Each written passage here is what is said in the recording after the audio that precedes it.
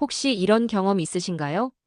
분명 고기도 드시고 계란도 챙겼는데 오후가 되면 몸이 축 처지고 기운이 빠지는 걸 느껴본 적 있으신가요?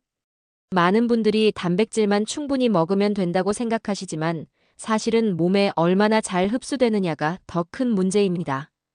연구에 따르면 60대 이후에는 위산과 소화 효소가 줄어들면서 젊을 때보다 단백질 흡수율이 절반 가까이 떨어질 수 있다고 합니다.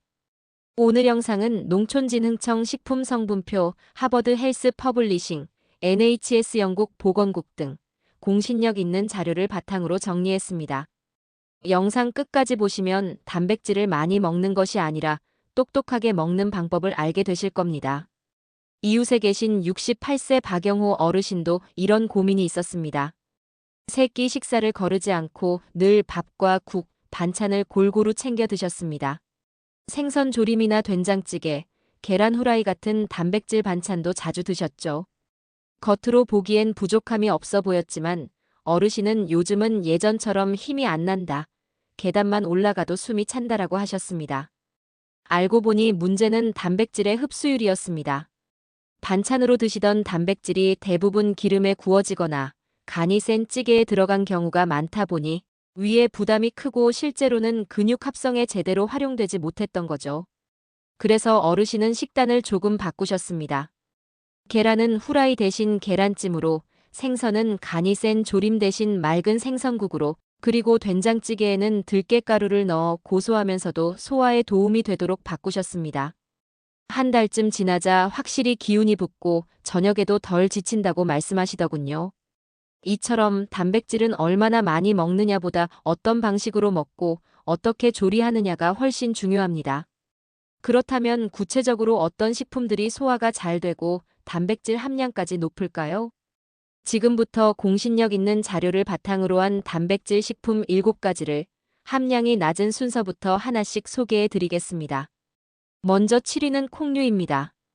검은콩, 렌틸콩, 병아리콩 같은 콩류에는 삶았을 때 100g 기준으로 약 7에서 9g의 단백질이 들어있습니다. 양은 많지 않지만 식물성 단백질에 더해 식이섬유까지 풍부해서 혈당 관리와 혈관 건강에도 도움이 되죠. 활용 방법은 간단합니다. 밥 지을 때 콩을 함께 넣거나 삶아서 샐러드나 콩물로 드시면 소화도 잘 되고 부담이 적습니다. 6위는 요거트입니다. 100g에 약 10에서 12g 정도의 단백질이 들어있습니다. 발효 과정 덕분에 소화가 잘 되고 유산균이 장 건강을 지켜주는 장점도 있습니다. 특히 치아가 약하거나 소화력이 떨어진 분들에게 아주 좋은 선택이 될 수 있습니다. 아침이나 간식으로 드실 때 과일이나 견과류를 곁들이면 단백질과 장 건강을 동시에 챙길 수 있습니다. 5위는 계란입니다.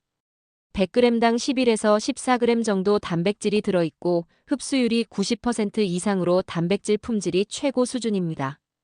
특히 계란찜은 부드럽고 소화가 잘 돼서 위가 약한 분들도 부담 없이 드실 수 있습니다.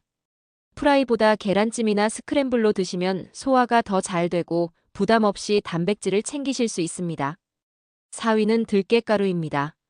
출처에 따라 조금 차이가 있지만 100g당 단백질이 16에서 많게는 24g까지 들어있습니다. 단백질뿐 아니라 오메가3 지방산과 식이섬유도 풍부해서 근육, 혈관, 장 건강까지 함께 챙길 수 있는 복합 영양식품이죠. 활용법은 들깨 미역국, 된장국, 나물 무침에 넣는 것입니다. 고소한 맛도 더해지고 영양도 확실히 좋아집니다. 다만 들깨는 쉽게 산패되니까 꼭 냉장 보관을 해주셔야 합니다. 3위는 생선입니다. 연어나 참치, 대구 같은 생선에는 100g당 20에서 25g 정도 단백질이 들어있습니다. 살이 부드러워서 위에 부담이 적고 필수 아미노산이 골고루 들어있어 근육과 세포 건강에도 좋습니다. 구이, 찜, 국 등으로 다양하게 조리할 수 있고 특히 연어나 고등어는 오메가3 지방까지 함께 챙길 수 있습니다. 2위는 닭가슴살입니다. 100g당 27에서 32g 정도 단백질이 들어있어서 대표적인 고단백 식품으로 알려져 있죠. 기름기가 적어 체중 관리나 근육 유지에 특히 효과적입니다. 삶거나 찐 뒤 샐러드나 볶음 요리에 곁들이면 간편하고 소화도 잘 됩니다. 마지막 1위는 황태채입니다. 건조된 황태채는 100g당 무려 79.5g의 단백질이 들어있는 초고단백 식품입니다. 단백질이 농축된 것은 물론이고 칼슘과 아연 같은 미네랄도 풍부해서 뼈와 면역 건강까지 챙길 수 있습니다. 활용법은 다양합니다. 황태국으로 끓여 드셔도 좋고 볶음이나 무침으로도 즐기실 수 있습니다. 다만 건조된 제품은 짠맛이 있을 수 있으니 물에 살짝 불려서 조리하는 것이 좋습니다. 오늘은 소화도 잘 되고 단백질 함량도 높은 7가지 식품을 함께 살펴봤습니다. 왜 이런 음식들이 중요할까요? 나이가 들면 위산과 소화 효소가 줄어들어 단백질 흡수율이 젊을 때의 절반 가까이 떨어진다고 합니다. 즉, 같은 양을 먹어도 근육으로 쓰이지 못하고 버려지는 비율이 점점 늘어나는 거죠. 그래서 오늘 소개한 것처럼 소화가 쉽고 흡수율이 높은 단백질 식품을 선택하는 게 무엇보다 중요합니다. 콩류처럼 가볍게 챙길 수 있는 식물성 단백질도 있고 요거트나 계란찜처럼 소화 부담이 적은 음식도 있습니다.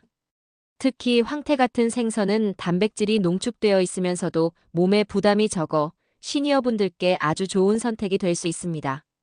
모두 기억하지 않으셔도 괜찮습니다. 오늘 영상에서 들으신 내용 중 딱 한 가지만 식탁에 추가해 보세요. 아침에 황태국 한 그릇, 점심에 콩밥 한 공기, 또는 들깨가루를 넣은 국 한 그릇처럼 간단하게 시작해 보시면 됩니다. 작은 습관 하나가 쌓이면 근육이 다시 살아나고 일상이 훨씬 활기차질 수 있습니다. 혹시 이미 실천하고 계신 음식이 있으신가요? 여러분의 경험을 댓글로 나눠주시면 다른 분들에게도 좋은 참고가 될 거예요. 건강을 지키는 작은 습관, 앞으로도 함께 챙겨드릴게요. 구독과 좋아요, 알림 설정까지 해두시면 다음 영상도 놓치지 않고 보실 수 있습니다.